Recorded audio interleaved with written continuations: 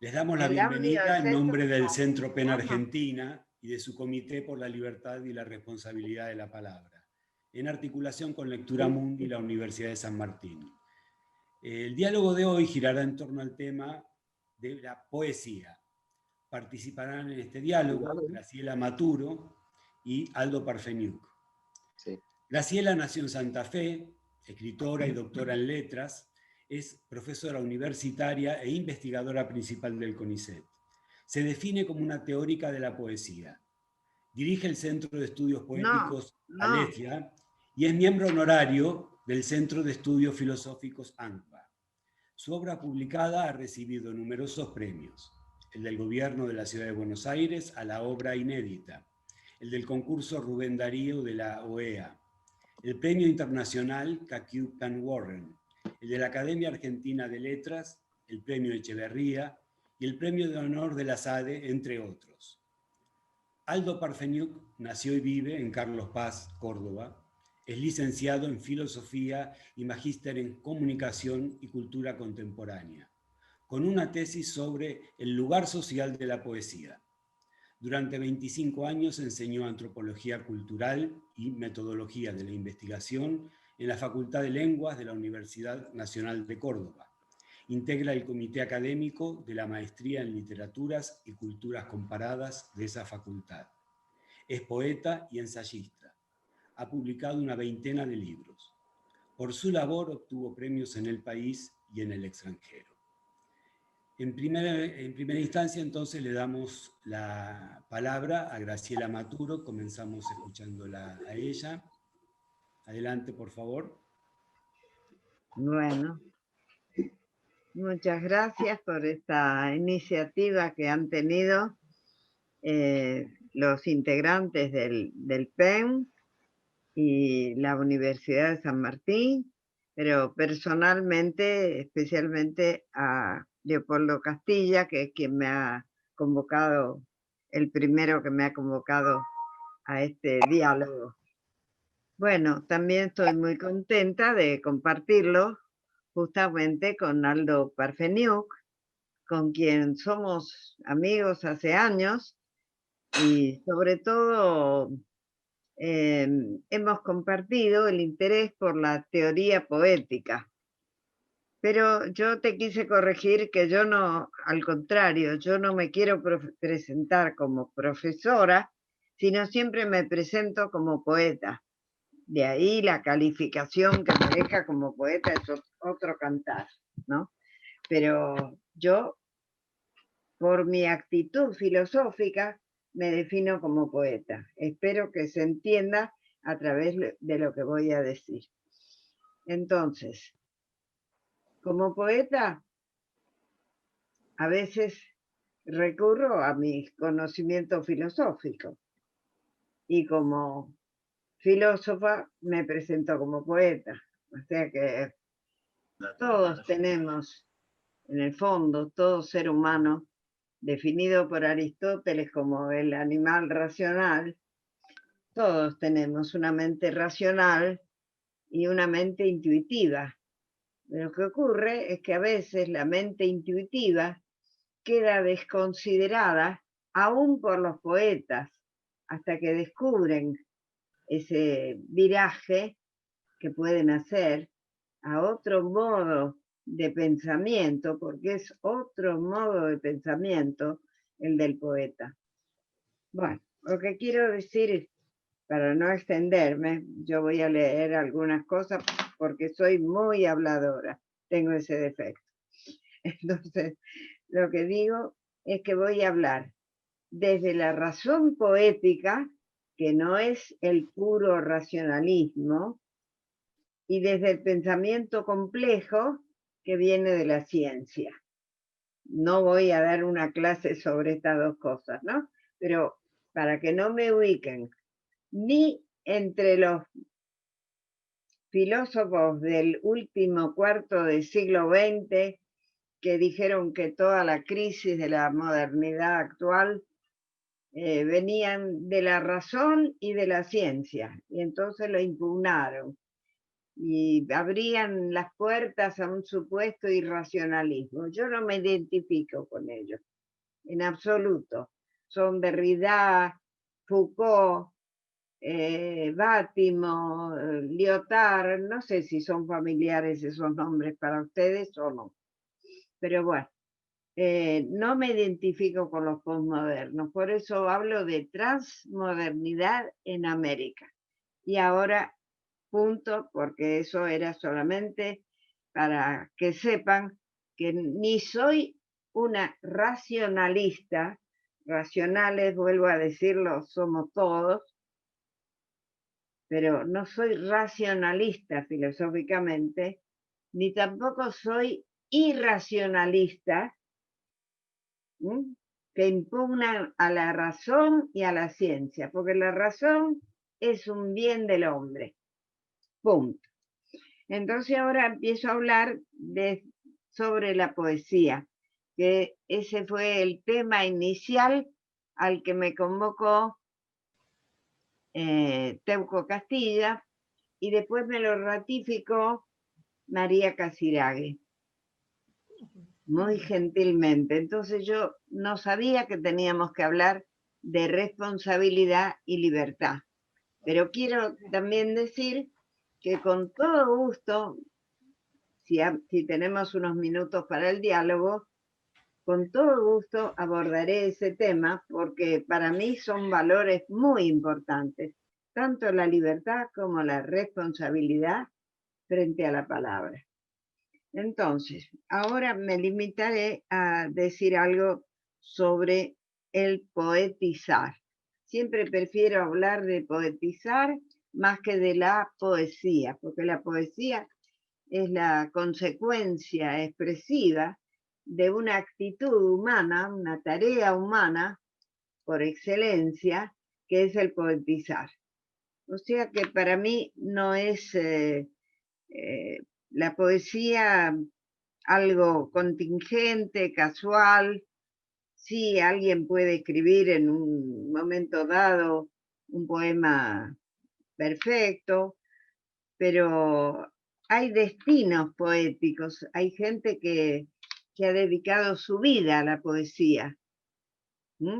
Entonces, esos destinos poéticos, como el de un Rimbaud, como el de Artaud, como el de Jorge Zunino, son vidas dedicadas a la poesía y a veces vidas muy trágicas.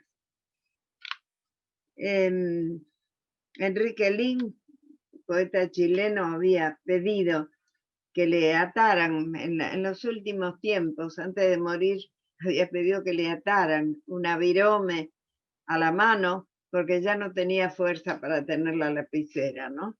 Y entonces él quería escribir hasta su último aliento.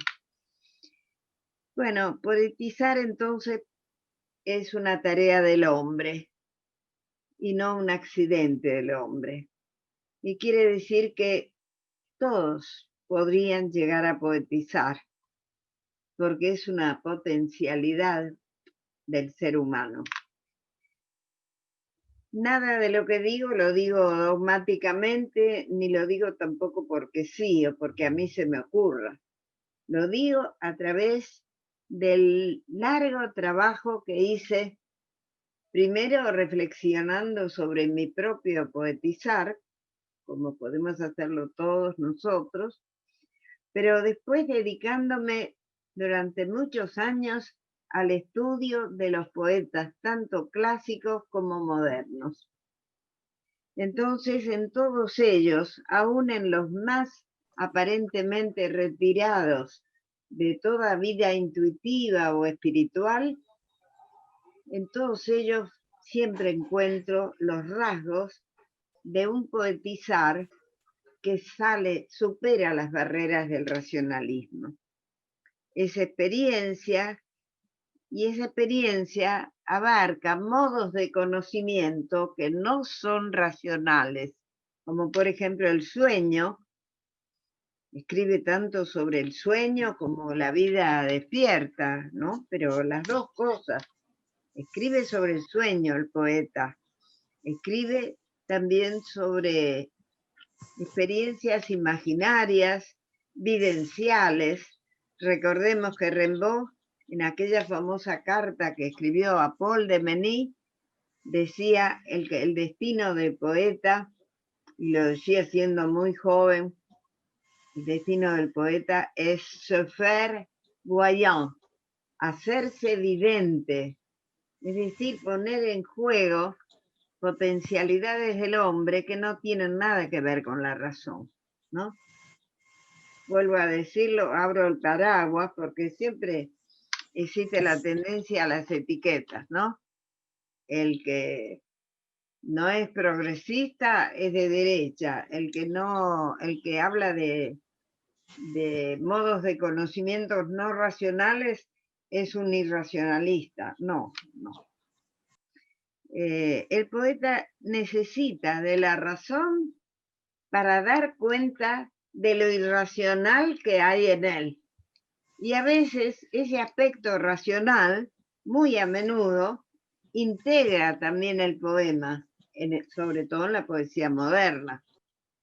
Está integrando el poema. El poema, aunque sea de sustancia onírica, es contemplado por la razón del poeta. No doy ejemplo de lo que andan por acá porque quedaría mal, pero así es. Entonces, la experiencia vivencial del poeta es contemplada y evaluada desde su racionalidad, y esto muchas veces integra el poema mismo, porque en su evolución el poeta siempre escribe una poética, es decir, una consideración teórica de su propia poesía, así sea muy apenas esbozada en algunos, a eso que llaman poética, ¿sí? O lo llaman directamente así, es lo que cada poeta va viendo en su propia poesía. La poesía entonces es expresión de distintas formas y niveles del conocimiento, desde la percepción hasta la comprensión, la interpretación, y podría llegar a grados que no son en absoluto racionalistas, como la iluminación, la contemplación, la revelación y la videncia.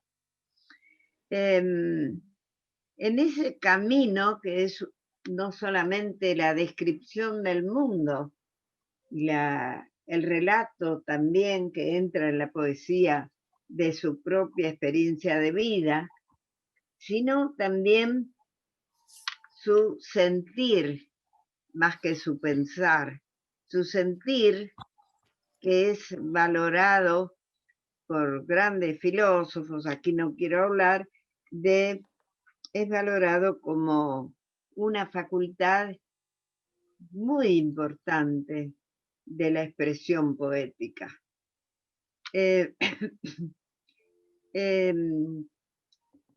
Y la expresión poética tampoco comienza frente a la página en blanco. La expresión poética, la experiencia poética, como dije ya, abarca la vigilia tanto como el sueño.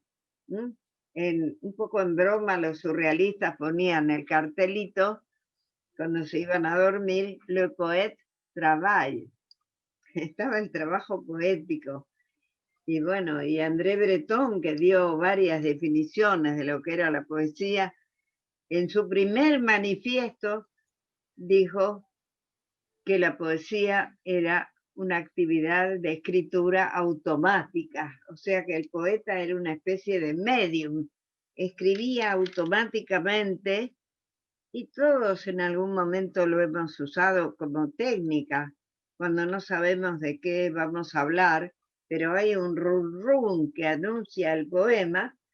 Bueno, hacemos un poco de escritura automática. Después, la mayor parte de eso que escribimos lo llegamos a tachar o sabemos por dónde viene el poema, se viene gestando, y ahí actúa la mente crítica del poeta.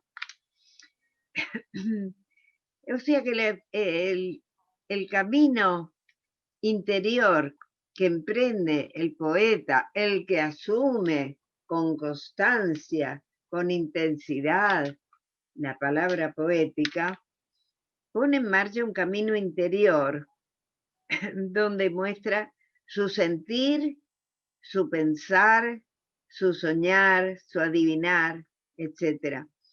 Hay una frase de Emerson que fue repetida luego por Vicente Huidobro, nuestro gran poeta chileno, y que dice: el poeta es el sabio verdadero.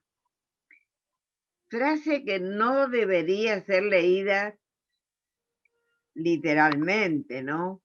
Porque entonces cada vez que escribimos un poemita, a veces fallido, somos sabios verdaderos. No, no es así. Sabemos que se refiere a que la actividad poética es seria, no se escribe porque sí. Sobre todo estamos hablando de una actividad asumida justamente con libertad y responsabilidad ante la palabra. Ya estamos en los 20 minutos. No, me quedan 5. Bueno, apenas había despuntado el tema. Bueno, creo que la palabra, sobre todo la palabra articulada, la palabra que define al hombre como hombre, en vano ha querido ser derivada de los graznidos por los darwinianos, ¿no? Que, bueno, sí, tenemos una naturaleza animal, claro, hay que aceptarlo. Y bendito sea Darwin que lo ha proclamado, pero no esa directa continuidad en la expresión, porque ni de los graznidos de los pájaros, ni de los mugidos de las bestias se ha podido hacer derivar la palabra articulada del hombre, que le ha permitido construir la ciencia, le ha permitido desarrollar la cultura, la filosofía, en fin, el mundo de la cultura. El hombre vive en la naturaleza, sí, y su acceso al cosmos es fundamental en la vida del hombre. Lee en el libro de la naturaleza, pero también el hombre vive en el mundo de la cultura. Nadie crea su propio lenguaje, el idioma que habla, sino que lo recibe, lo hereda, y ese lenguaje trae consigo todo un saber, de manera que el idioma, que quiere decir lo particular, ya trae consigo una cultura, ¿no? Bueno, yo en mi experiencia me he alejado bastante de quienes definen la palabra como un mero signo, ¿m? Porque no es así, y mucho menos la palabra poética. Es decir, que esto también exige en los instrumentos que se usan para estudiar la palabra poética, tiene que haber un afinamiento en el crítico, en el lector, acorde con la palabra que está estudiando. Por eso me he alejado de la lingüística, me he alejado de la semiología, que afirma que la palabra es la unión meramente convencional y arbitraria de un significado con un significante, ¿no?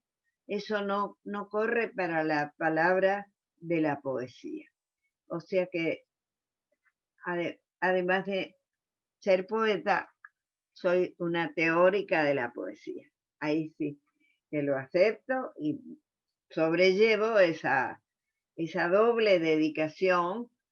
Y bueno, no he hecho más que desarrollar, como dije, esa doble potencialidad del ser humano.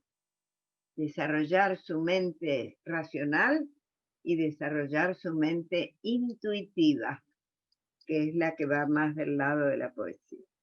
Bueno, creo que aquí he completado más o menos una primera aproximación al tema de la palabra en Bueno, cuanto a un muy buen su inicio, Graciela. ¿sí? Muy buen inicio. Le pasamos Bueno, ahora la palabra a Aldo, sin que vos dejes de perderla en ningún momento, ¿sí?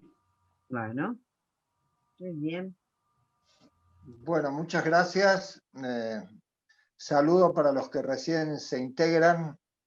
Muchas gracias al Centro PEN por la invitación y por la tarea que viene realizando a través de este ciclo y de lo que tiene proyectado, según me ha contado especialmente mi amigo Leopoldo Castilla, a quien también como Graciela debo la sugerencia de ser invitados a este ciclo. Faltó decir cuando leyeron ahí mis antecedentes que pertenezco al comité de redacción de la revista Palabra de Poetas, que hacemos aquí en Córdoba con un grupo de amigos, y cuando lo vi entre los invitados y entre los participantes de este Zoom, a Bernardo Schiavetta, a quien saludo cordialmente, lo recordé. Por otra parte, al comienzo Graciela dijo algo muy importante sobre antes de comenzar yo quiero decir un par de cosas. En filosofía y poesía, en sus orígenes, sobre todo en Occidente, están estrechamente ligados. Los primeros textos filosóficos nuestros son poemas, los de los presocráticos, etcétera y demás. Y bueno, si por ahí se corta, ¿alguien dijo algo? Continúo. ¿Me escuchan bien?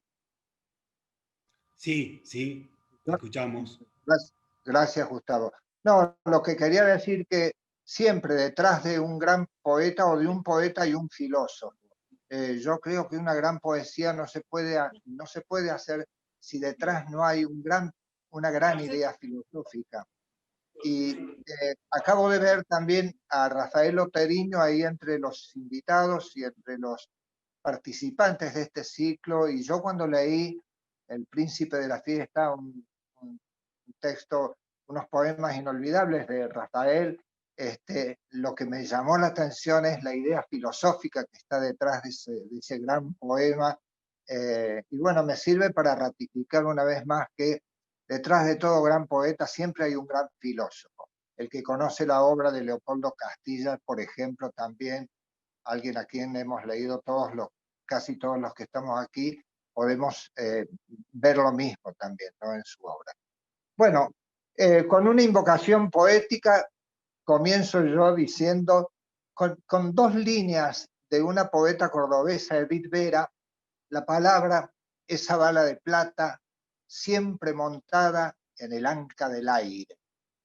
Creo que cualquier buen poema sería mucho más elocuente de lo que yo pueda decir aquí en estos minutos de exposición. Pero bueno, lo intento y ojalá sirvan, aunque sea por su insuficiencia.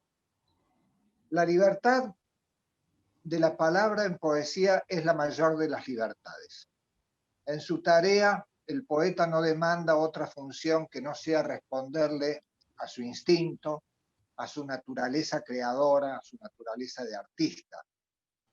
Para lo cual, sin embargo, el poeta debe saber escuchar y responder al ser, a la naturaleza de cada palabra, sobre todo no sometiéndola a funciones auxiliares.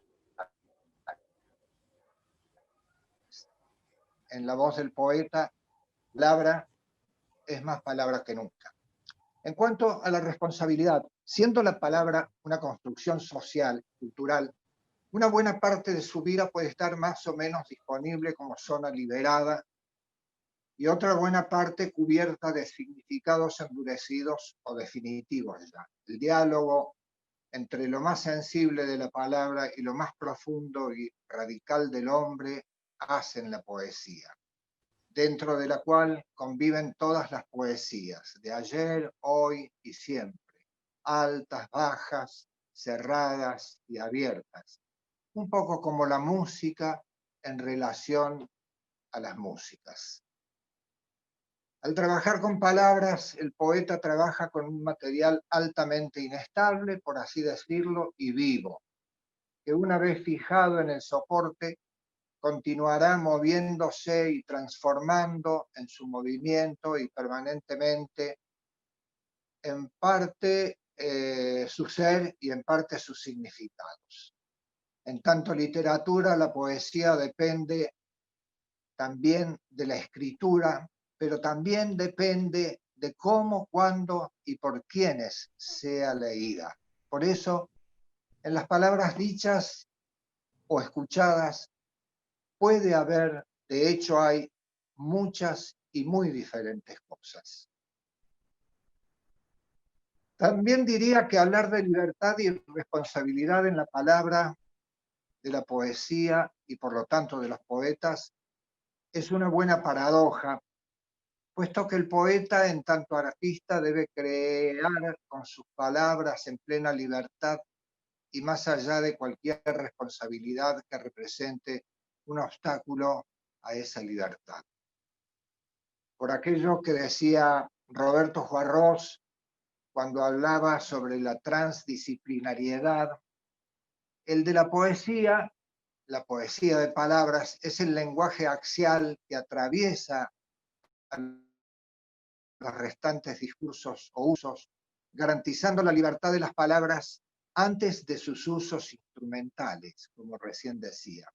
Quizás lo abierto rilkeano o lo que Coserio expondrá como la función poética del lenguaje, momento en el cual las palabras, se movían no en función del utilitarismo propio de las especialidades cada vez más numerosas del hombre, por otra parte, sino de acuerdo con las necesidades propias, las de las palabras, que el poeta especialmente es capaz de escuchar y atender debidamente.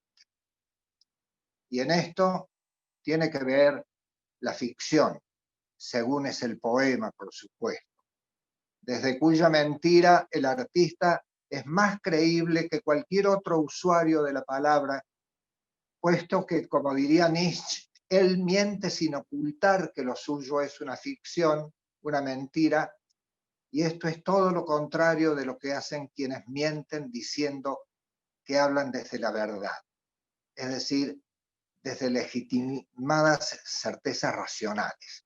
El poeta sabe que el lenguaje autorizado por esos distintos usos no alcanza para dar cuenta de determinadas experiencias del hombre, y al cabo de varios rodeos y fracasos siempre se caerá en la cuenta de que solamente mediante lo sesgado, lo oblicuo, lo metafórico o cualquier otra forma de esos errores no falsos de los que ya hablaba Dante, se da en el blanco.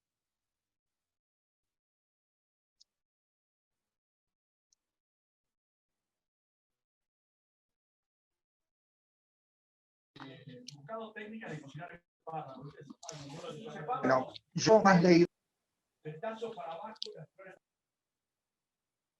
Perdón, no escucho. ¿Alguien está hablando? Sí, no sé quién pudo haber sido. Perdón. Por favor, muteen por favor sus audios, así escuchamos mejor a Aldo. Adelante, por favor, Aldo. Gracias.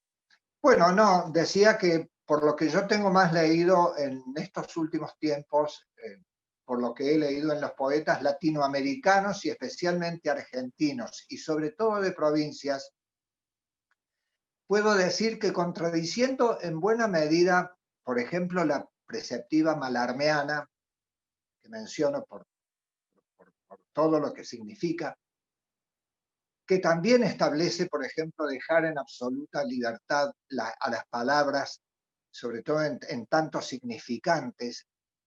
En lo que yo he leído es muy marcada en esta poesía la importancia de los significados establecidos. Aquí no se cumple la abolición, por ejemplo, del sujeto y del objeto,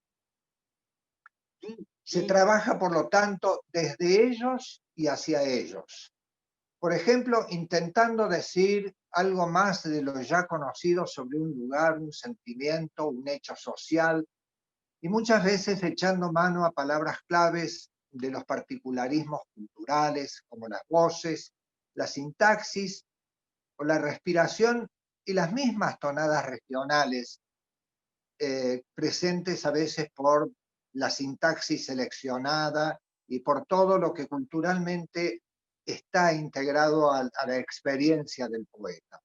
Hago aquí un breve paréntesis para llamar la atención en la medida en que la poesía, en qué medida la poesía es una operación propia de la lengua más que del lenguaje, en el sentido en que Eliot decía que la poesía era la más nacional de las formas literarias, ¿no? Y con lo que también se explica que, por ejemplo, el italiano sea la lengua del Dante o el alemán la de Goethe, etc. Por supuesto, sumando a ello las voces en cada lengua, que tienen viva y actualizada. Por que el idioma de los argentinos, parafraseando a Borges, es Cervantes más Machado, pero más Sarmiento, más Hernández, más Lugones, más Borges, más los grandes poetas que seguirán aportando sus obras y consolidando el lenguaje, la lengua, nuestra lengua argentina. Son las lenguas nacionales y son las lenguas continentales a veces las que permiten y pueden decir determinadas cosas. Es por eso que las traducciones nunca alcanzan. Además, está ese hecho tan poco práctico, pero tan naturalizado y tan importante en el mundo de la poesía y la cultura, que es la existencia de los idiomas nacionales. Aquí me detengo brevemente y señalo: según los lugares y los tiempos históricos, el poeta, sabedor de su libertad para con palabras, siente y asume responsabilidades diferentes, para consigo mismo y para con los otros, prefiriendo en ocasiones desentenderse o renunciar a teorías que garantizan universalismo y optando por el contrario por compromisos particularistas. Comprometerse con causas diversas, humanitarias, políticas, libertarias, ambientales, de género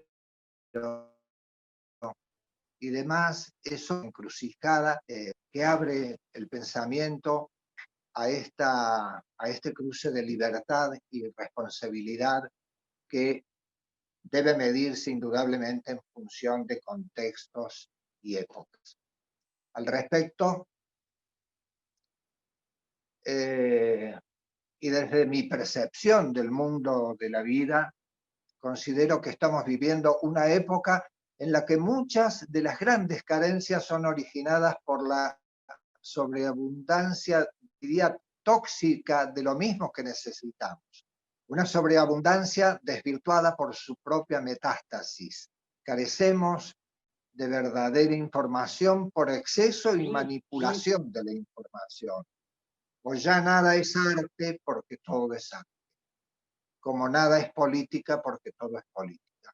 Y esto también alcanzó a la palabra y a una libertad en su uso y circulación que multiplica una responsabilidad que a veces no acompaña debidamente el exceso. Intento decirlo un poco mejor y más coloquialmente. Según Defensa Civil, cuando hay una inundación, lo primero que falta es el agua. Creo que cuando hay una inundación de palabras, lo primero que falta es la poesía. De esta naturaleza es el problema en la relación libertad, palabra, poesía, puesto que el poeta sería, por excelencia, el cuidador, el guardián de la salud de las palabras. Creo que perder de vista la responsabilidad del poeta para con las palabras ha producido en las últimas décadas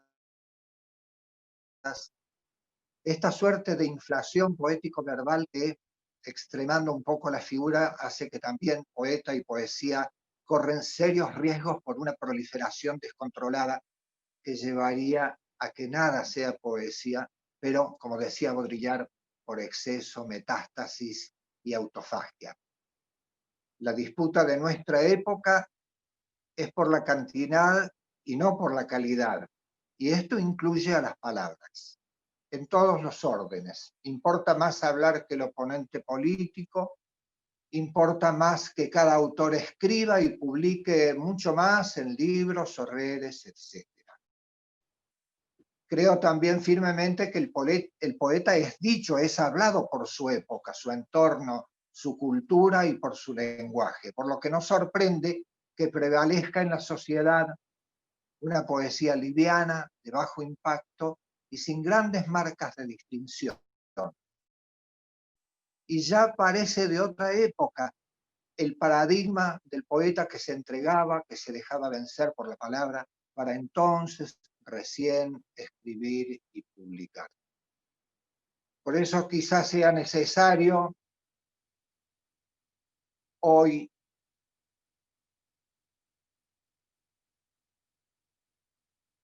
más que nunca mirar para el lado del silencio. Es desde allí y desde su capacidad de escucha que el poeta puede ayudar a que las cosas nos devuelvan la mirada, como quería Karl Kraus, o recuperen su voz, como decía Antonia Pozzi.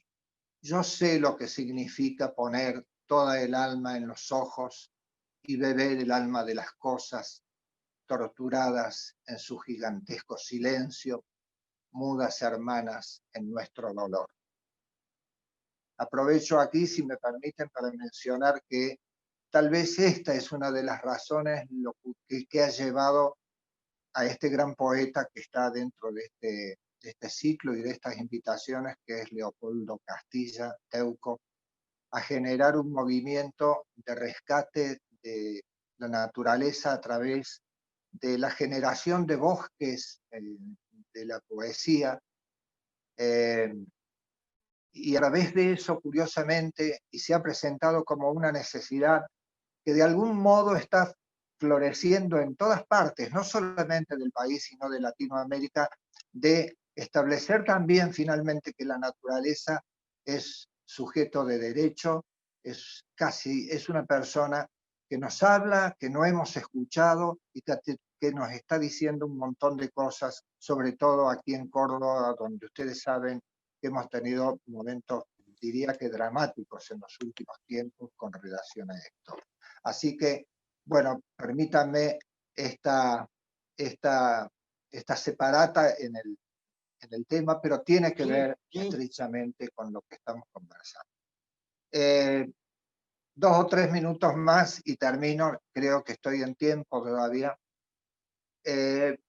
para decir, bueno, entre lo muchísimo que habría que decir y que yo ni de cerca creo acercarme en su importancia, que el hecho de que es por la libertad de la palabra que la poesía es la práctica literaria más abierta y amplia, la que puede hablar de todo y de todas las maneras.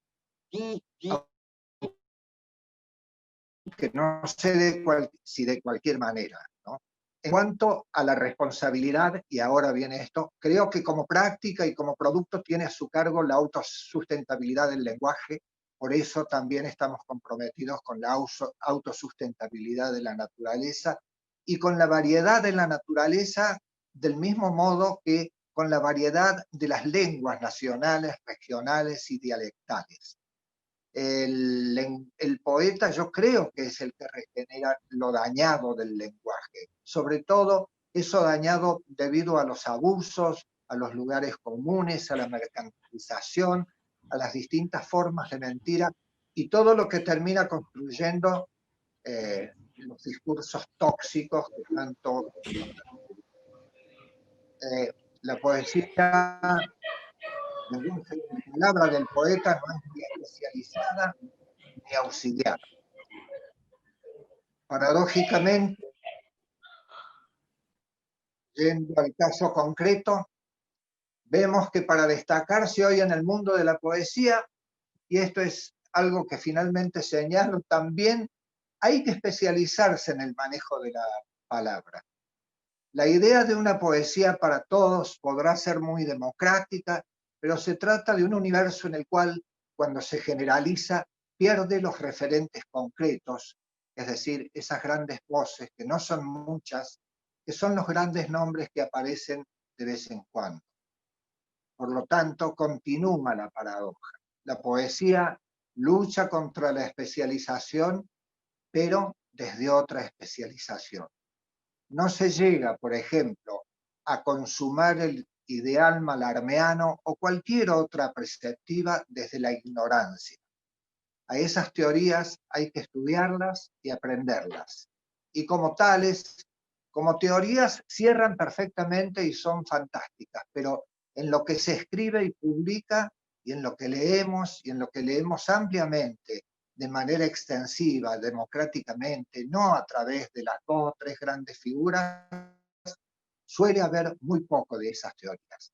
Todo esto plantea un panorama amplísimo, diverso, y de posiciones encontradas que sin embargo deben ser consideradas sin descalificaciones. Todo eso constituye, entre otras cosas, la poesía. Como si dijéramos, todo eso también es la música, la suma de las músicas. Y para terminar, ahora sí, creo en una universalidad de las diferencias, de poder sentir, valorar y celebrar al otro y a los otros en sus expresiones. Como tantas otras cosas, nuestra poesía y cualquier otra poesía es apenas una más entre las poesías del mundo y de las diferentes épocas.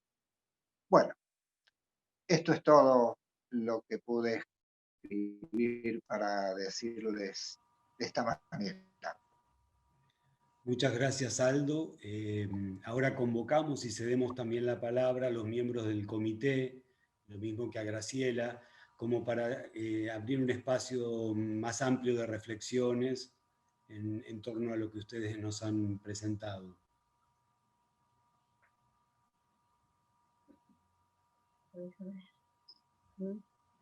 Ahora puedes hablar. ¿No puedo qué? Hablar.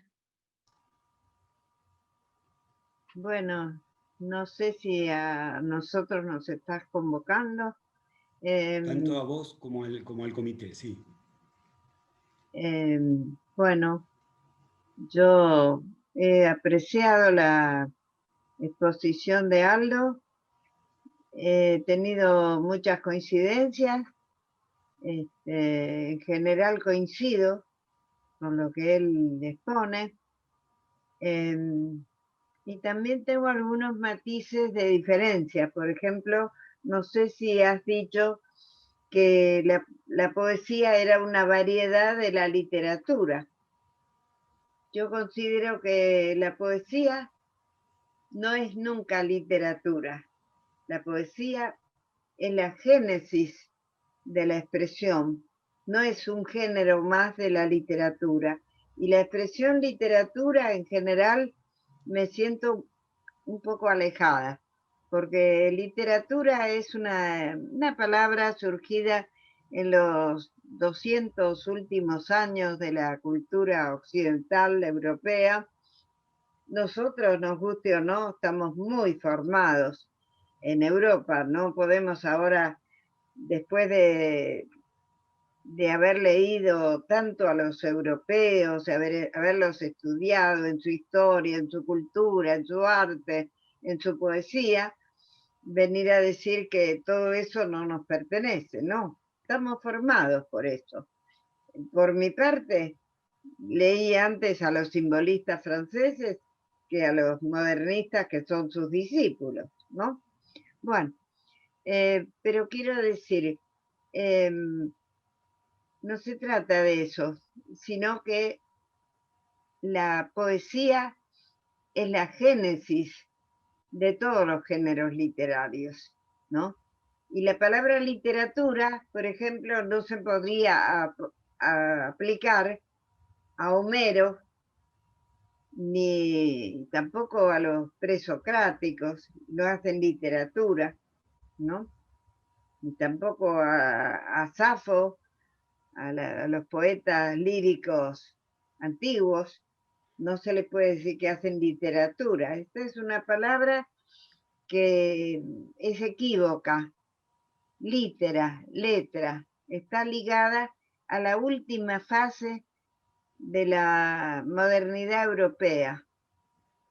Yo diría que la poesía, en el sentido grande de la palabra, Dichtung, como dicen los alemanes, ¿no? Es la génesis de todo lo que después se llama literatura en distintos géneros. Cuando no hay poesía, no hay un género literario válido. Bueno, esto es mi elaboración del tema literatura. Desmuteate, por favor, Aldo. Aldo, no te estamos escuchando. Activa el audio, por favor. Aldo, no se te oye. Ahí está.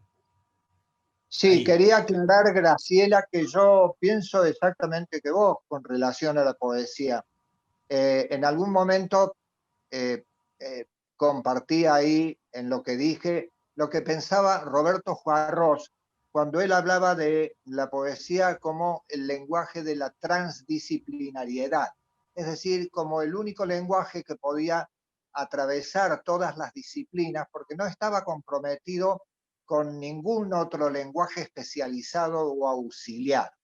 Y esto lo complementaría con lo que pensaba Coserio y formulaba cuando hablaba, creo que, de la infancia del lenguaje. Cuando él hablaba de la función poética, decía que, bueno, la función poética es aquella función sin funciones, sin obligaciones a trabajar en ninguna especialización, en donde el poeta, el que toma la palabra, la maneja en función de sus colores, de sus sonidos, en función de sus sabores, en función de su pertenencia astrológica, en función de su sexualidad. Es decir, yo creo que esto aclara de alguna manera el hecho de que compartimos la idea de que en todo caso es el origen de lo que después se llamaría literatura, ¿no? La poesía. Solamente eso. Bueno, sí, ha sido un poquito de extensión de lo que vos hablabas, ¿no? Un pequeño comentario, no una crítica. Después también quisiera que podamos dialogar un poquito sobre el tema de la responsabilidad del poeta con su palabra. El poeta, como vos bien dijiste, más el narrador que el poeta, ¿no? Más el narrador, aunque detrás de los grandes narradores siempre hay un poeta, pero el narrador inventa una ficción, lo cual es un acto poético, creativo, en el sentido de creación. La creación misma de una ficción es un acto poético. ¿Sí? Y bueno, los grandes novelistas escriben novelas que son poemas, son grandes poemas, como puede ser Hombres de Maíz o Los Pasos Perdidos de Carpentier, son grandes poemas escritos a modo de narración. ¿Y qué los une a la narración? Lo simbólico, que no es una narración realista, es una narración simbólica. Entonces, la diferencia entre un mero signo y un símbolo es por la carga de sentido que tiene. Bueno, también es otro Sí. comentario. Yo también, Graciela, si me permitís, pienso a veces, y he leído a grandes novelistas siempre desde la poesía y como grandes poetas. Y a veces he pensado, me gustaría saber qué piensan quienes están escuchando y compartiendo la reunión, he pensado que detrás de la elección de formas como la novela o a veces el ensayo, dejando de lado la poesía, ha obedecido más a cuestiones estratégicas y a veces de mercado, en el sentido de que la poesía no es una forma comercial, no es, digamos, una de las formas más comerciales o de mayor demanda, y en distintas épocas me parece que muchos poetas han escrito novelas por otras cuestiones, pero siguen siendo grandes poetas, ¿no? Saramago y tanta gente, García Márquez, por supuesto, y tantos otros, ¿no? Sí, sí, Nada más que eso. no se las puede leer en un nivel así de lectura directa. Claro. Sí, sí. Ahora, si me permiten, yo voy a defender a los prosistas que tienen un fondo, un trasfondo poético, pero no son poetas. Yo no me siento poeta. Yo sé que trabajo como la poesía, sé que trabajo con el ritmo, con la respiración de la prosa, sé que estoy muy atenta a las palabras en sí, a lo que significan, pero no puedo hacer un poema. Entonces, yo creo que también hay una cosa que no es una elección, es como un mandato, ¿no? Algo que te viene de otro lado. Por Es supuesto, una formación, ¿no? existe la literatura realista, tanto como la literatura surrealista. Yo, en general, cuando intento la teorización de la poesía, también me he dedicado a la novela, ¿no? Por otra parte, pero intento tipificar lo que tiene de más típico e intransferible la poesía. Lo que escribe el poeta no puede ser dicho de otro modo, no puede ser trasladado a una narración realista, por ejemplo, porque es otra mirada la del poeta, esa es la convicción que yo tengo. Pero yo nunca hablo de un deber ser de la poesía. Yo no soy nada dogmática. Yo cuando leo un poema, me he pasado la vida estudiando a distintos poetas, primero escucho antes de hablar, porque el hablar del lector tiene que tener primero un compás de escucha al poeta. Así como el poeta a su vez, en algunos casos, escucha tanto a la naturaleza como a los hombres, como otras voces, escucha, y a eso se le llama silencio, como lo ha dicho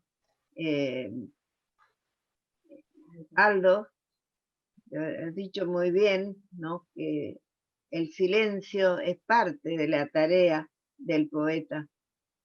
Mientras que el narrador, sobre todo si es realista, tal vez no comparte tanto esa manera típica del poeta. Hay novelistas que son poetas, pero yo no diría que todos los novelistas son poetas. Tampoco yo diría que todos los poetas son poetas. Porque... Tampoco, ya lo creo. Por eso Claro, también estábamos hablando de cuando se dice el poeta es el sabio verdadero. No claro, está sí, lo dijiste, lo dijiste. ni a cualquier poeta, ni siquiera a un poeta todo el tiempo. Claro. ¿No? Porque un poeta, yo me acuerdo de Jorge Enrique Ramponi, gran poeta mendocino, que he sido amiga y hasta discípula de él, y él me decía, tengo temporadas que no escribo poesía, porque no estoy en estado de canto, porque para él la poesía era música. Para corregir un verso tenía que corregir toda una tirada de versos. Y él era un músico de la poesía. Entonces, él, si no estaba en estado de canto, no escribía poesía. Así tuvo varios años sin escribir. por ejemplo, Sí. yo me he nutrido de la experiencia concreta de los poetas, de cada uno. Y coincido en otra cosa con Aldo, que digo que la mayor parte, tengo matices distintos, pero coincido en la mayor parte de las cosas que ha señalado Aldo. Por ejemplo, veo que vos tenés cierta insatisfacción o mostrás cierta insatisfacción con los poetas modernos que inundan de palabras y que quieren estar en la vidriera publicando el librito anual o 2 libritos, o fino, estar en las grandes editoriales, cosa que ha eludido nuestro querido amigo Teuco, porque él se busca editoras por ahí escondidas y hace sus ediciones. Bueno, Convocalo a Teuco y a María, convóquenlo. Ha señalado que muchas cosas que pasan por poesía no lo son, ¿no? Y esto Hay poesía, no sé, hay Graciela. que tener una exigencia con la Graciela, sí. recuerdo a aquel que decía que hay poesía en todo, hasta en algunos versos, hasta en algunos libros de versos, ¿no? La Sí. poesía está en todo, sí. Sí, esto dicho de una manera extensiva, por supuesto, ¿no? Pero Sí. es cierto, la poesía se ha visto un poco obligada por cuestiones de mercado y porque han cambiado las épocas a migrar hacia los diálogos del cine, a migrar hacia otras formas nuevas que hacen que tengamos que dejar de esperar en todo libro de verso encontrar poesía. Encontramos en buenos ensayos, en grandes novelas, pero también en el cine y en otras formas verdadera poesía, me parece, ¿no? Sí, sí. Pero bueno, como decía Heráclito, el que busca oro saca mucha tierra, encuentra poco oro. Es decir, hay que ver qué es lo que buscamos con el lenguaje también, ¿no? A través del lenguaje. Y por supuesto, ojalá Teuco pudiera decirnos algo. Él sabe mucho más de lo que nosotros, de lo que yo sé sobre esto, pero no lo dice. Bueno. Eso es una generosidad que tiene Aldo y que tiene Graciela. Yo no sé nada más, ni un poquito nada más, lo que sabía cuando empecé a escribir mi primer poema. Todo lo que he aprendido se pone a prueba desde cero en el momento de comenzar a escribir. Y, por supuesto, tengo, así como tengo que tener la decencia de decir que soy un aprendiz, también tengo que admitir que la generosidad de mis amigos me han ascendido a poeta media cuchara como los albañiles. No, pero no puedo decir más. La poesía... la cuchara. Yo lo que creo que en la literatura el escritor puede conducir, variar, desdoblar, buscar, imaginar estratégicamente, cosa que en la poesía no se puede. El poema obliga a una sola expresión y cualquier movimiento fuera de esa expresión puede significar el fracaso del poema. Yo creo que hay una diferencia de oficio, ¿no? Y el poeta no puede imaginar el poema, no puede conducirlo no puede haber imaginación en el poema. Tiene que haber una verdad absoluta que solo la dicta el propio poema, ¿no? Entonces, creo que es una diferencia. Yo alguna vez he escrito prosa con pobre fortuna, por supuesto, y creo que eso es lo que he sentido. Yo no estoy tan de acuerdo, porque hay momentos de la prosa muy importantes donde hay una sola verdad y no hay manera, y podés ir para un lado, inventar una cosa, inventar la otra, y es un fracaso, porque no está ahí. Entonces, una preocupación que yo tengo y se la planteo a los poetas, es de dónde viene la poesía. Eso que vos estás hablando, esa poesía que es la verdad, que es la única manera de decirlo, parecería estar en algún lado antes. Como una novela parecería, hay escritores que escriben sin mapa, como yo, en algún lugar está eso y eso tiene que ser así, no podés ir para un lado y para el otro. Claro, Hay que pero fíjate sostenerlo. Pero ¿de dónde vienes? ¿Dónde está? mira, lo que vos has dicho, justo has dado con la palabra inventar. Neruda decía, Dios me libre de inventar cuando Claro, no estoy podés cansado. inventar. No No, podés no, no se inventar. puede inventar, No se puede ¿no? inventar. Entonces, Podés inventar, pero no sirve. claro, no sirve. La poesía No sirve. no admite, La no buena admite, prosa tampoco. no admite máscaras falsas, ¿no? María, No, María, la pelo a la- María. No, que yo estoy de acuerdo que con la prosa a veces se impone. Yo esto lo he hablado con gente que dice que en la prosa uno puede ir guiando también lo que quiere decir, pero muchas veces cuando uno escribe prosa se impone algo que te lleva a un lugar que tampoco esperabas, Jamás, o claro. de golpe entra un final que tampoco esperabas. Claro. También Los personajes actúan por su cuenta exactamente, y tenés que permitirlo. tiene su propia autonomía. Me parece que no sé muy bien qué significa. Creo que tal vez ahí está actuando la poesía y no lo sabemos. Y estamos escribiendo prosa con una... Hay algo que nos preexiste, ¿no? Me parece ¿Cómo que... era la frase, claro? Pero ahí está la cosa de lo que está Bueno, establecido de alguna extraña manera. Yo ahora Hay- creo, son muchos los Creo que poetas la que... poesía, la poesía se cumple con un salto mortal. No tiene ninguna posibilidad de calcular un minuto fuera de su salto mortal.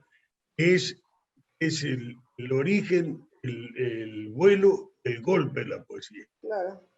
¿no? Bueno, Eso Un creo buen que cuento tiene también, un buen cuando cuento también. cuando el poeta dice, el lenguaje me escribe, no soy yo quien es el dueño del lenguaje. Y lo han dicho varios, ¿no? No uno solo. Lo ha dicho Octavio Paz, lo han dicho grandes poetas. Lo ha dicho Cortázar de su El prosa. lenguaje es el que me lleva. El lenguaje mismo, en algunos momentos, no siempre, no siempre vivimos tan afortunados en que somos escritos por nuestra propia palabra. Quién sabe si es nuestra propia palabra o alguien la dicta. Va. Claro, pero Graciela, pensá que a veces le pasa al prosista lo mismo, no siempre también, como bien decís, pero lo que le dicta es otra cosa, va por otro camino. Yo hay cosas que me deslumbran de la poesía que yo sé a la cual no tengo el menor acceso, pero también escribo de esa manera. Y mucha de la gente con la que he hablado, muchos de mis autores favoritos trabajan así. Yo creo que hay un punto de contacto que es una diferencia, es otro lenguaje el que hablamos quizá de alguna manera, pero también está en alguna otra parte que no es de nosotros mismos. Sí. El poeta muchas veces va, cuando escribe en total libertad, cuanto más libertad tiene, Claro. más se asombra de ser escrito por el lenguaje. Es prosista también. Yo vivo esa experiencia. Por eso me parece maravilloso lo que han dicho. Les agradezco en el alma y lo he disfrutado y llené de apuntes y de notas y me ha servido muchísimo para reflexionar también sobre la escritura. Pero por eso quería en algún momento presentarla, por ejemplo, a María Casiraghi, para que poetas que escriben prosa y que hablen desde los dos lugares. Esta cosa bifronte, que son distintas aproximaciones, pero quizá la experiencia del ser escrito, como dicen ustedes, es similar, es equivalente. Y yo creo, Luisa, bueno, eso sí, el año que viene continuamos, podemos armarlo. Lo habíamos pensado, finalmente Había no pensado, sí. termina el año, pero que era Bueno, este género está anfibio. divina. Y me parece que es muy interesante. Yo creo que hay un punto en común y es ese. Pero lo que dijo Graciela durante su charla, que también vi que, no sé si tomabas apunte, pero yo tenía ganas de tomar, no tenía dónde escribir. Algo, no me acuerdo exacto Lo la de los frase. dos llené de apuntes, hice un lío matete de apuntes, pero me pareció extraordinario ambas. Es un poema, ¿no? También, o sea que... Y eso me parece que está relacionado también a la manera en que uno se dispone a escribir prosa o poesía, que creo que excede en la voluntad de lo que uno quiere decir a veces. Y ahí está. Ahí es donde sonaste. Y donde la sonaste. voluntad, yo tengo mucho que decir, sonaste. Sí. Absolutamente. Quiero decirles algo. Me gusta mucho este tipo de discusiones y de expresiones, y sin poder aportar demasiado, considero que hay muchísima gente que nos puede dejar muchísimas cosas, y los felicito y los invito a que sigan por el camino frecuentando este tipo de debates, porque me parece que una de las faltas de la época, de las fallas que tenemos en la época, es que reflexionamos poco en todo sentido, pero estamos reflexionando poco sobre la poesía y sobre la palabra. Se escribe mucha poesía de todas las formas y está muy bien, pero yo creo que nos falta un poco de crítica y de reflexión sobre la poesía, y hay gente muy, muy capacitada para esto, poetas y no poetas, como decía Luisa, escritores de todo tipo, prosistas, y es decir, volver a repensar nuestros haceres y nuestras pasiones, ¿no? Lo último que les digo, y me disculpo, estamos presentando por Zoom ahora, ya empezó la revista número 9 de Palabras de Poetas aquí en Córdoba, en donde vamos a leer algunos poemas de distintos poetas del país, entre ellos dos o tres poemas de María Casiraghi. Por lo tanto, yo me voy a disculpar si no les molesta, agradeciendo pero infinitamente la posibilidad que me han dado de conocerlos a ustedes, a nuevos amigos, y de compartir y participar. Así que bueno, muchas gracias por todo, siempre que no quieran decirme algo más, por supuesto. Gracias por tanta Susana Suárez tiene inteligencia algo para y agregar. grandeza de Graciela y de Aldo. Bueno. Mire, todo extraordinario. Muchísimas gracias. Fue un placer oírlos a los dos. Muchísimas gracias. Gran aporte. Una de las derivaciones de esta Susana preocupación mía por la poesía ha sido la propuesta que he llevado por distintos países de América Latina de cátedras de poética, ¿no? Que no es lo mismo que de historia de la poesía. Y la Universidad de San Martín, que oficia esta reunión, ha recibido una de mis propuestas de crear una cátedra de poética. Pero bueno, no tuvimos suerte, aunque el rector estaba muy entusiasmado con la propuesta, después no se concretó. Pero creo que ahora tienen una cátedra de poética, no sé. No sé. Perdón que interrumpa, Susana Suárez tenía algo que agregar, que nos quería comentar. Por favor, Susana, te escuchamos.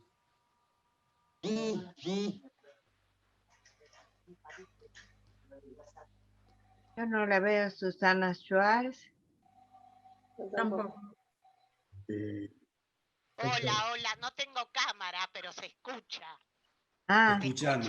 Habla Te escuchamos, fuerte. sí, te escuchamos. Bueno, que primero, una maravilla, los ambos.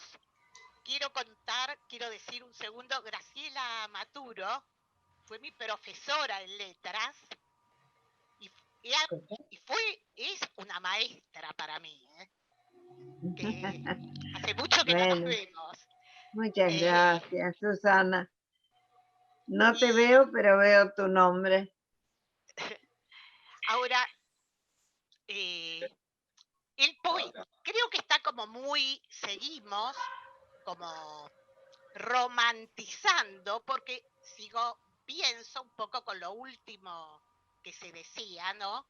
Que el poeta y el narrador es dictado, ¿no? No sabemos de dónde, el lenguaje mismo, diría yo, ¿no? Pero, por ejemplo, Mallarmé dice que cuando uno escribe, hace siempre, digamos, poesía y no separa en la prosa, Otra historia. no Perdón, separa entre la prosa. Perdón, Susana, un segundito dame, por favor. Sí. Desactiven el audio excepto Susana, por favor. ¿Qué cosa? ¿Qué dijo? Adelante, Susana. Que no separa no solo Mallarmé, Juan José Saer, que llama su libro de poesía El arte de narrar, no separa en géneros, que nosotros seguimos separando porque de pronto el narrador cuenta más, pero lo que más cuenta es el lenguaje. Eso quería decir. No sé si se escuchó. Perfecto. Perfecto, se escuchó, sí. No sé si tienen algún comentario para hacerle a Susana. Quería anunciarles que en estos días, semanas, ya que hablábamos de ensayos sobre la poesía, sobre la creación poética, sale un magnífico libro de ensayos de Rafael Felipe Oteriño, que va a ser lindo leerlo porque es un pensamiento muy lúcido, muy pulido, muy inteligente. Sí, acá estaba viendo a Rafael Oteriño, pero no lo veo más. Habrá huido. Por aquí. Ahí Recién está. traté de enviar un chat, pero no supe hacerlo. Gracias, Teuco. Acá está. Lo Así quiero saludar. ¿Qué tal? ¿Cómo estás?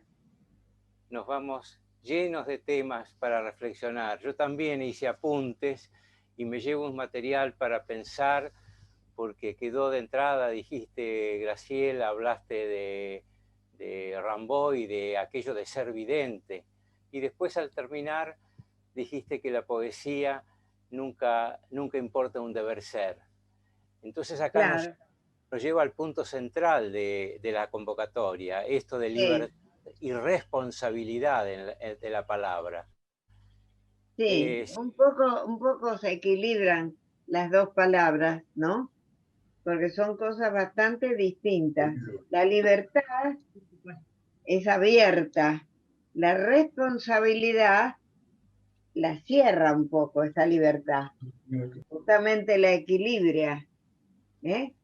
Es como si pusieras en la balanza otra cosa, la responsabilidad. No, Sería para dedicarle todo un diálogo al tema de libertad y responsabilidad. Pero fíjate, Graciela, que la palabra responsabilidad está en la definición de la RAE de la palabra libertad. No puede haber libertad sin responsabilidad, porque si no es el desmadre. Bueno, o sea, justamente. no es libertad, Es lo y ahí es donde te perdés, claro. Estoy diciendo que es el límite. Sí, claro. Claro. Y responsabilidad, en francés se ve bien el origen de la palabra, réponse, respuesta. Respuesta. Es que si no hay responsabilidad en la palabra, no hay creación, no se cumple Es un deber ético, la responsabilidad. La responsabilidad es un deber ético. Tiene que ver con la conducta del ser humano. En tanto que la libertad nos desliga de todo. Así que poner libertad y responsabilidad es como poner dos, no diré opuestos, pero sí que se balancean esos dos conceptos. Claro. Y Claro, sería esa era la para intención. verlo. Bueno, Esa era la ya intención. creo que hemos llegado Imitemos a al límite. Schiavetta. ¿Podemos al invitarlo a límite. Schiavetta un minuto, que me encantaría escucharlo? Bernardo, hola, entra a la discusión. Desmutate. El micrófono, tu micrófono. Prende tu micrófono. Decile que prenda el micrófono, Acá Gus. está. Sí, pero muchas gracias, Luisa. Muchas gracias, Aldo, con quien compartimos un proyecto muy realizado de revista Magazine y de colección de libros de poesía.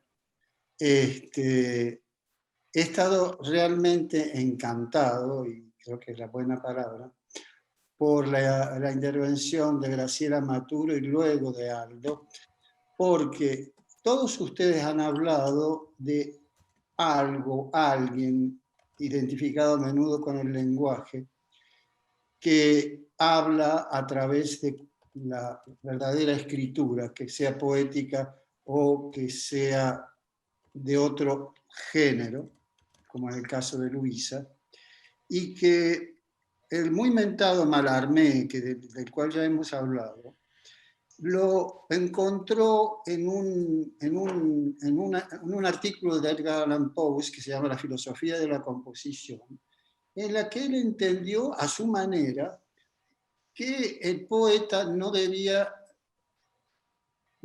tenía que hablar él mismo, ¿no? Eso, la disparición élocutoire du poète, la desaparición elocutoria del poeta. Y todos ustedes han hablado de eso. Y eso, en términos de géneros literarios, es la esencia de la dramaturgia. Es decir, no hablo yo, hablan voces. Y estoy tan de acuerdo con todo lo que han dicho, que te agradezco poder ser una de esas voces que no son yo, que creo que tampoco son exactamente el lenguaje, porque hay cosas inarticuladas que también hablan a través de nosotros. El silencio. Aquí el silencio no existe, porque cuando uno está en el fondo de una caverna donde no hay ningún ruido, oímos el sonido de nuestro corazón, que tiene un ritmo. Hay un verdadero sentido en la poesía de la palabra silencio, que es el silencio como escucha. Yo siempre, desde mi primer libro, y dejé de escribir durante 20 años, siempre he escuchado cosas que no eran ni yo. Y creo que todos ustedes están de acuerdo con eso y estoy muy contento. Gracias, Bernardo. Gracias, qué linda. Bueno, con respecto a Mallarmé, hola, Bernardo. Nos hemos escrito y nos hemos a veces peleado un poco por carta, ¿no? En el fondo estamos de acuerdo porque la intuición y la verdadera imaginación, son lo mismo. Graciela, te lo voy a mandar en una cartita. Bueno. Qué lindo. Yo celebro tu talento y a veces he tenido algunas discrepancias por tu preocupación tan formalista, pero creo que esa escuela hace falta porque el poeta también tiene que ser un artesano de la palabra, no solamente un medium como quería Breton, ¿no? Que era un medium de otras voces, no sé, desconocidas, de un nivel misterioso, pero también es un artesano, porque en todas las artes hay que conocer el oficio, ¿no? No podés ser músico si no manejas ningún instrumento, ni haces nada que suene musical. Entonces, está el artesano también, y vos hacías mucho hincapié en eso, pero acordate del último poema de Mallarmé, que creo que lo escribe ya próximo a su muerte, que es El golpe de dados. Eso quería preguntar. Que yo tengo la primera edición que se hizo en Argentina, Córdoba. En Córdoba, sí, por la editorial Asandri, ¿no? Sí. Bueno, en ese poema él dice que ningún golpe de dados, el poema abolirá el azar. El azar. Es un antecedente del surrealismo eso, ¿no? Sí, pero ningún golpe de dados. En el caso de El poeta era presentado por él como un jugador de dados, pero ningún poema abolirá el azar. Bueno, ahora tengo una pregunta rápida, chicos, tengo una pregunta rápida. ¿Y Einstein, Dios no juega los dados? ¿Qué hacemos con Mallarmé y Einstein? Eso es lo que me tenía preocupada desde hace rato. Dios no juega los dados. Dios no juega los dados. Es un gran Permítanme decir algo. Vos lo sabés, decir algo a partir de vos lo sabés que los grandes matemáticos están también próximos a la poesía porque son grandes intuitivos. Se les revela la matemática, no la extraen de trabajosas deducciones, no, sino que se les revela la matemática como si fuera un poema. Eso lo dice Einstein. Es un genio. Einstein dice, quien no atenta contra la razón no descubre nada. Muy bien. Conocía perfectamente bueno, tenemos que ir cerrando, desgraciadamente tenemos que ir cerrando. Defender el racionalismo absoluto es algo casi inhumano, no humano, digo, ¿no? Bueno, nos faltaba una intervención, habíamos invitado a Cristina Domenech, que tenía algo para decirnos en relación a la libertad. ¿Qué tal, Cristina? Cuánto me alegro de verte. Yo también. Bueno, vos sabés que como Susana también fui mi profesora de estética en mi carrera de filosofía, así que fue un lujo eso. No, yo lo que había comentado por chat era que en los muchísimos años que yo estuve trabajando dentro de una cárcel, trabajando la poesía, y donde te hemos trabajado un montón, y tu poesía ha dado unos frutos extraordinarios, lo mismo que Teuco hace poco estuvo en un Zoom con mis alumnos presos y también fue una locura lo que pasa, porque, y yo apelaba justamente lo que yo le decía a Gustavo, era que la palabra responsabilidad, desde el margen en que están colocados los presos, yo le decía, ustedes son responsables de tener esta palabra y este lenguaje para decir, y el símbolo que hace la poesía con ustedes, y era una cosa increíble lo que iba pasando. Por ejemplo, te leíamos a vos y aparecían unas cosas extraordinarias. Yo estuve 10 años haciendo eso, no terminé ni un día de sorprenderme, porque además era el único, ellos decían, ¿cómo puede ser que yo pueda hacer esto que no sabía que existía, la poesía, porque nunca lo habían ni siquiera pensado, ni nadie les había dado